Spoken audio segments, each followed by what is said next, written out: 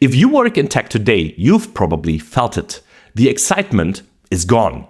The layoffs, the hiring freezes, the shrinking budgets, it all feels like the era of endless growth has ended. But something happened recently that almost no one outside of developer circles has really grasped. A quiet shift that has changed everything for people like us.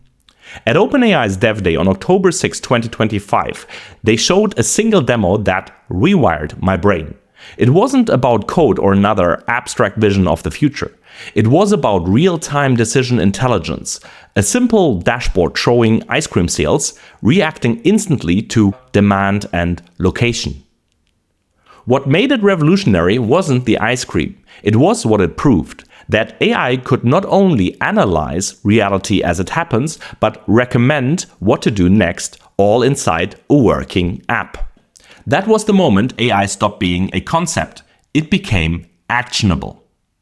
Because what they unveiled that day wasn't another research model, it was a tool set.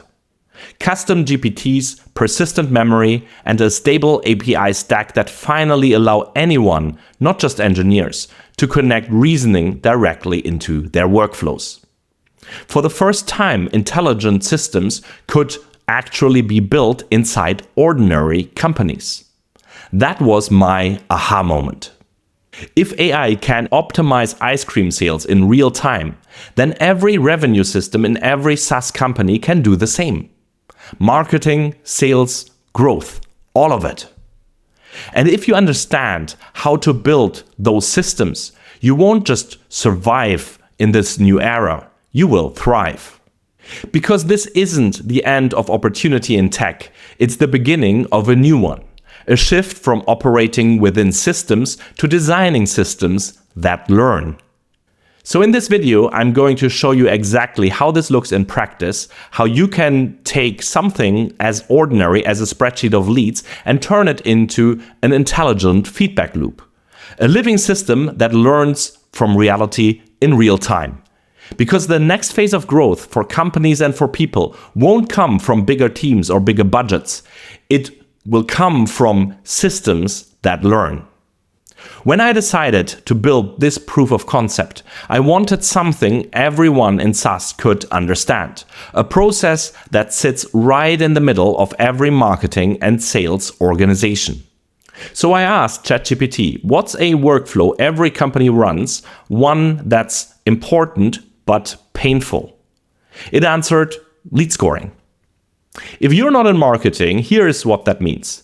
It's the moment when all the inbound leads from campaigns, from form fills, the signups, the demo requests get handed to sales. Someone has to decide which ones are worth following up and in what order. That decision shapes pipeline quality, sales efficiency, and ultimately revenue. The story you're about to see isn't really about lead scoring. It's about how intelligence becomes operational. In most companies, this process is still manual or rule-based, a spreadsheet full of if-then logic. But the same principle applies across the organization. Any department that evaluates inputs, ranks priorities, and decides where to act, recruiting, customer success, product feedback, faces the same challenge. That's why this demo matters. Because once you see how easily intelligence can be built into this kind of workflow, you'll realize it can be built into almost any workflow. I didn't code any of this from scratch. I co-designed it with ChatGPT. I told it what I wanted to build. It asked me clarifying questions about the data source, the scoring logic, and how I wanted to see results. Then it walked me through every step. Which nodes to use in N8N, where to write prompts, how to structure the JavaScripts to calculate adjustments. So yes, there's code, but I didn't write it. I copy-pasted and connected the dots. AI handled the logic. I handled the thinking. That's the point.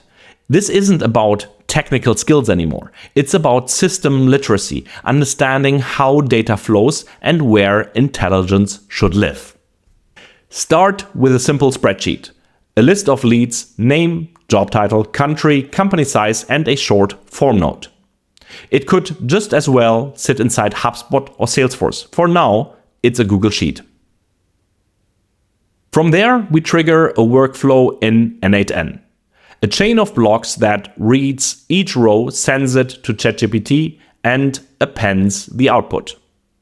That output contains two things: a numeric score, 0 to 100, and a short reasoning why that score was given. That reasoning matters more than the number, because it shows how the model thinks. It's like hiring a human analyst, except one that works 24/7. Already, we created an intelligent layer. The system now understands context on every lead. But there's a catch. If left completely open, no rules, no guardrails, the model behaves like a human, flexible but unstable. Run it twice, get slightly different results.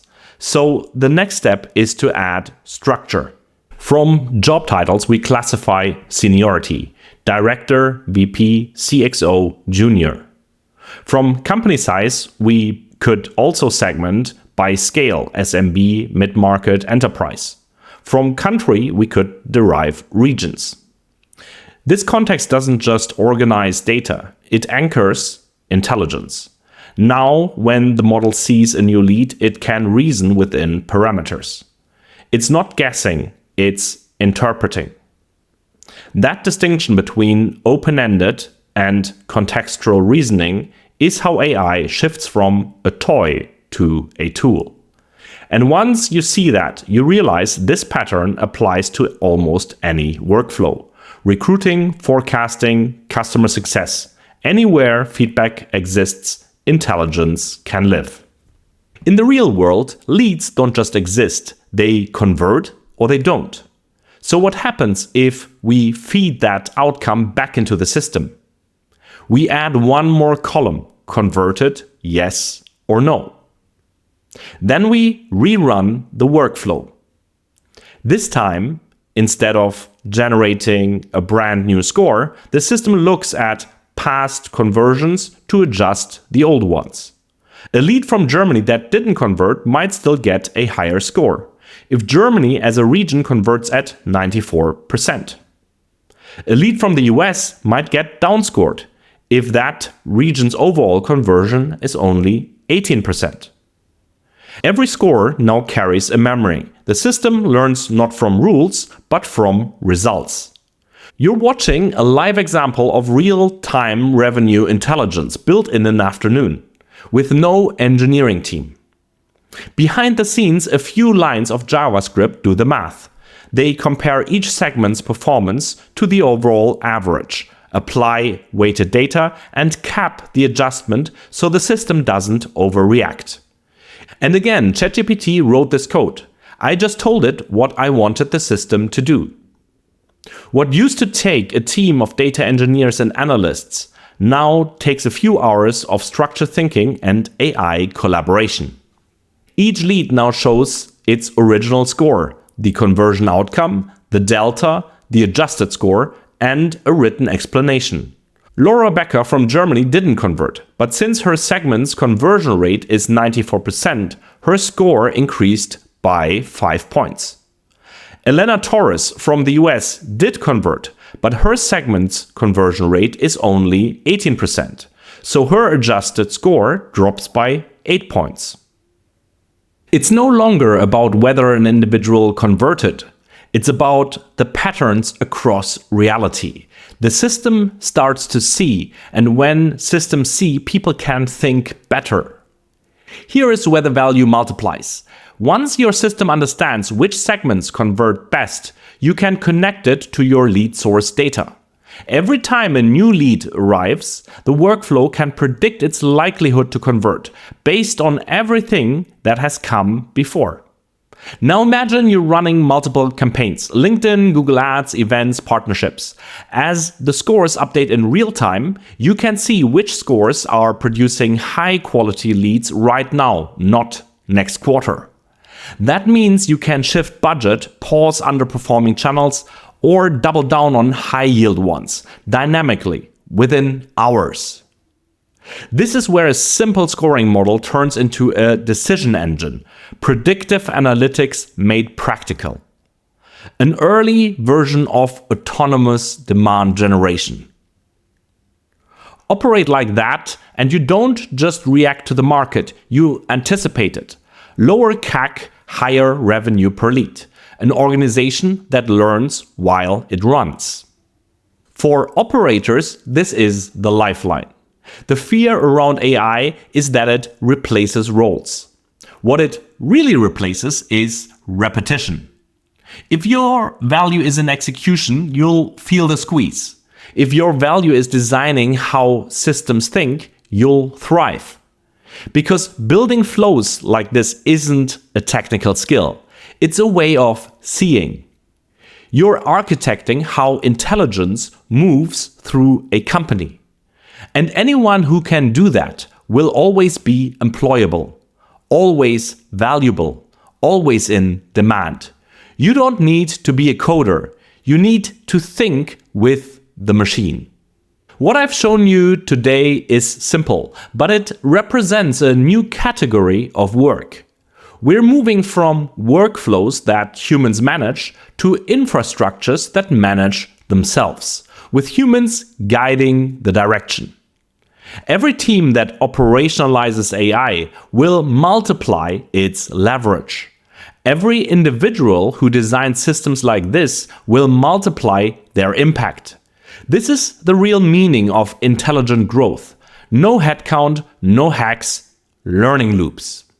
If this helped you see AI differently, not as an abstract force, but as a practical system, subscribe. This channel is about building the next era of growth.